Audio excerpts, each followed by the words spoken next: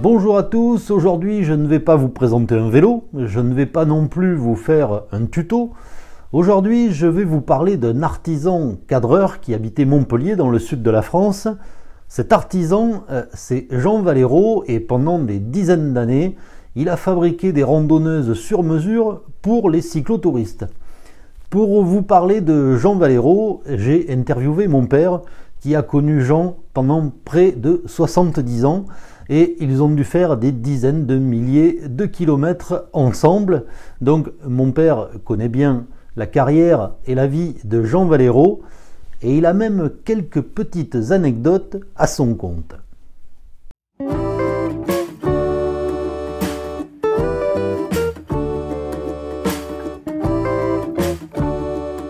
Je l'ai rencontré pour la première fois en 1950 ou 51, je ne me souviens plus très bien. Il était rentré au cyclotourisme montpelliérain la même année que moi, mais moi j'avais 18 ans et lui il devait avoir 25 ans. Et je l'ai rencontré au cours d'une première sortie que j'ai fait avec lui. On était monté à l'Égual d'ailleurs. Et je me rappelle que cette fois-là, j'avais un dérailleur cyclo et une des roulettes, il y avait des billes, mais il y avait des intercalaires.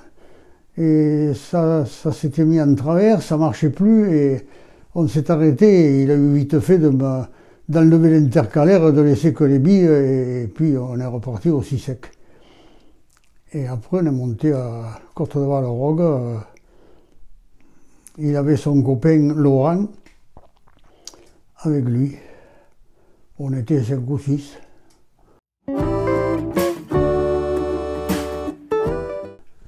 J'ai connu Valero bien avant qu'il ait un magasin. Je me rappelle de son premier magasin qui était tout petit. Et puis il a pris un magasin beaucoup plus grand, toujours avenue Faubourg-Figuerola. Et puis je l'ai connu là jusqu'à ceux qui prennent la retraite.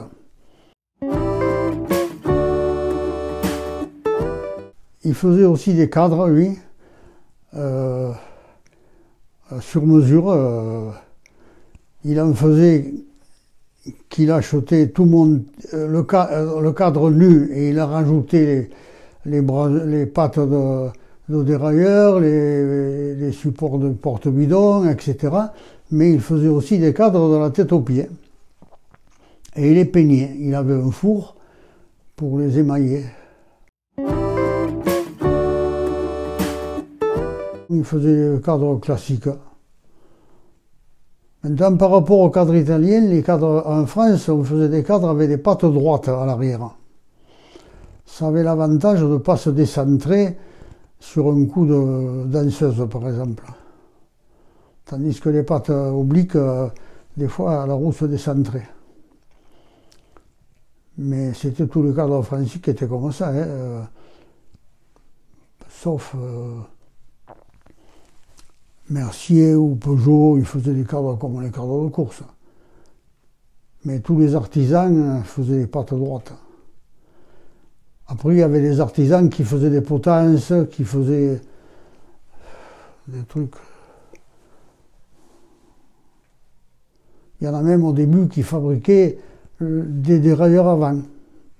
Puis après, les grandes marques se sont mis à en faire et c'était plus économique d'acheter ces marques. Ah non, à l'époque, c'était surtout des vélos cyclo. Mais quand il a eu les magasins, c'était l'année où j'étais au régiment.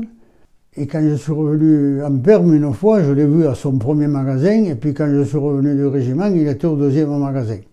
Et à ce moment-là, les roues de 700 devenaient à la mode. Et je l'ai surtout vu faire des vélos avec des roues de 700.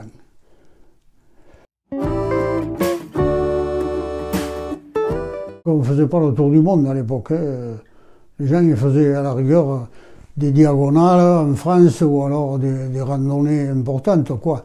Bayonne, Antibes, Cerbère ou Tournon-Antibes. Je ne sais pas même à l'époque s'il se faisait Toulon-Trieste. Parce que moi, quand je l'ai fait, c'était en 91, je crois. Et je ne sais pas si Valero avait pris la... Moi, j'avais pris la retraite, hein, et Valero avait dû prendre dans la retraite aussi. Il était plus âgé que moi.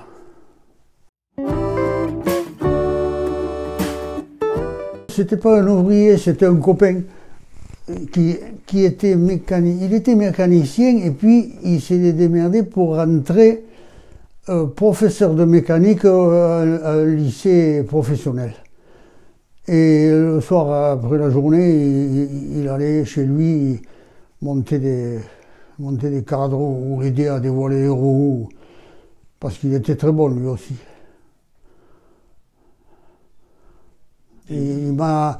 D'ailleurs, moi j'étais soudeur, mais c'est lui qui m'a appris comment faire pour braser quelque chose de très petit sur un cadre. Par exemple, une rondelle au gros verre qui serve de guide pour la gaine d'un frein, pour la souder sur le cadre.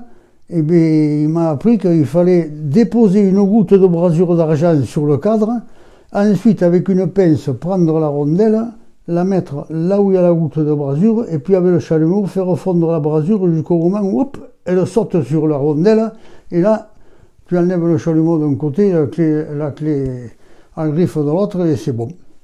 Sinon, si tu crois de tout braser à la fois, la rondelle le fond. C'était souvent Laurent qui fabriquait les cadres. Et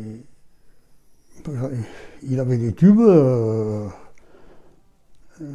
Renault ou Columbus. Il montait très bien les roues, c'était un très bon mécano. Quand on tombait en panne sur la route avec lui, s'il y en avait un qui crevait, le gars il n'avait pas le temps de sortir la chambre à air que lui il avait déjà démonté la roue et sorti la chambre. Si tu sortais avec lui, tu étais tranquille, parce que si quelqu'un cassait un rayon, il a vite fait de dévoiler la roue. Hein. Moi, je sais comment il faut faire, mais avant que j'ai réfléchi dans quel sens il faut tourner pour tendre le rayon ou pour détendre le rayon, lui, il avait déjà dévoilé la roue.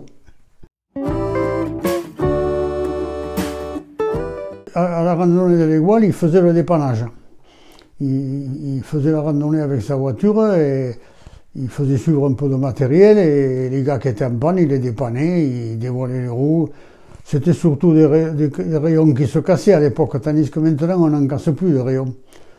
On ne casse plus les câbles de frein non plus. Il n'y a plus grand chose à faire à part les crevaisons maintenant. Les vélos ils ne tombent pas en panne.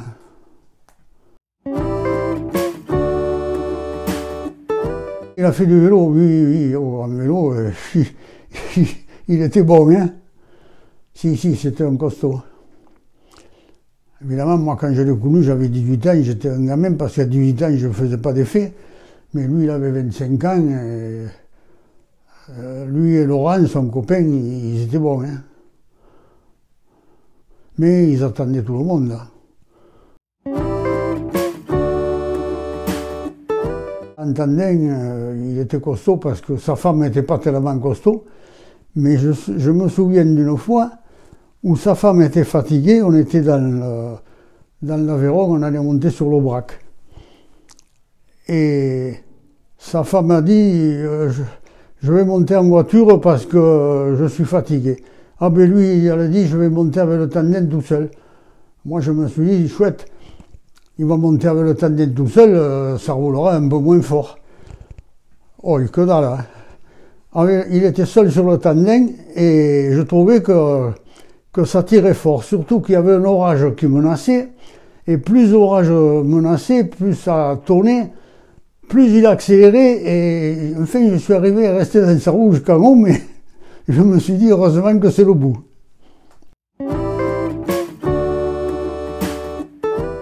Sa femme était de Lorraine ou d'Alsace, je ne sais pas où, du plateau de Langres par là-haut.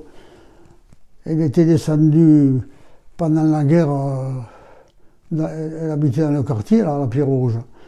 Et ils s'étaient rencontrés dans le quartier. Et alors c'est lui qui l'a amené, il lui a appris à monter en vélo et il l'a amené au CTM, cyclotourisme montpelliérain. Et après ils ont fait du tandem. Mais je me rappelle quand il lui changeait les vitesses. Au début que le monter en vélo ne savait pas changer de vitesse, alors quand ça montait, hop, il se mettait à côté et il changeait les vitesses.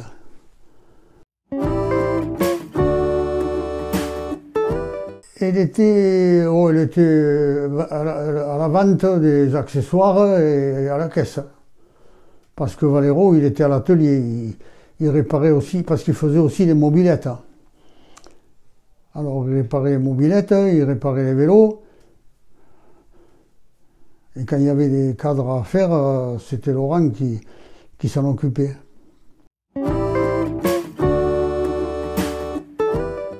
Oui, oui, il est resté longtemps, hein, d'ailleurs. Oui, il est resté très longtemps. Alors, d'ailleurs, le samedi soir, dans son magasin, c'était un peu la réunion du CTM. Il y en a beaucoup qui allaient discuter le coup. Ça n'empêchait pas de travailler, d'ailleurs.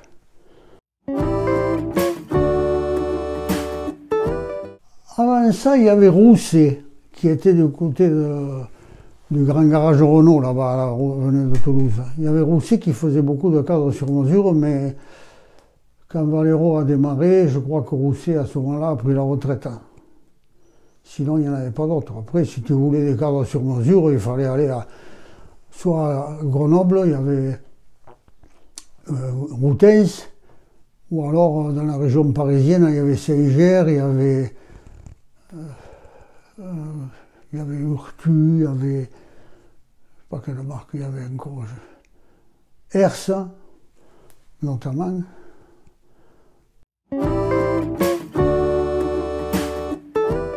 On faisait surtout des sorties du dimanche, parce que moi, j'ai pas fait des grandes randonnées. Je sortais que le dimanche, moi. Lui, je sais qu'il était monté à Paris en voyage de noces. Non, pas un voyage de noces. Avant le voyage de noces. Il était monté à Paris avec sa femme en vélo. Donc, même qu'elle ait appris récemment à monter en vélo, ça n'a pas empêché de monter à Paris en vélo.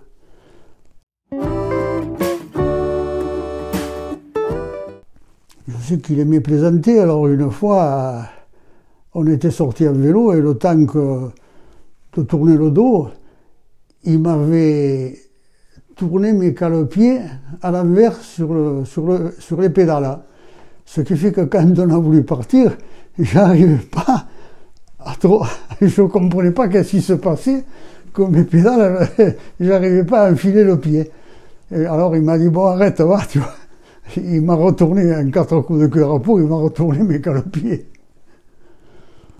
Non, une fois, on a fait une sortie, et il y avait un lézard vert au milieu de la route. Alors son copain, Laurent, il dit, moi je vais passer à droite. Lui, il dit, moi je vais passer à gauche, comme ça, s'il avance. Et l'autre qui dit, moi si je passe derrière, s'il recule. Et moi j'étais au milieu. Et quand j'étais sur le lézard vert, il n'a pas ni avancé ni reculé. Mais au moment où j'étais sur le lézard, je crois qu'il a avancé. Et ma roue est partie de travers et je me suis foutu par terre. Et j'ai voilé ma roue, et évidemment, il m'a dévoilé ma roue en 4 coups de cuir à peau. Et le lézard, il est parti.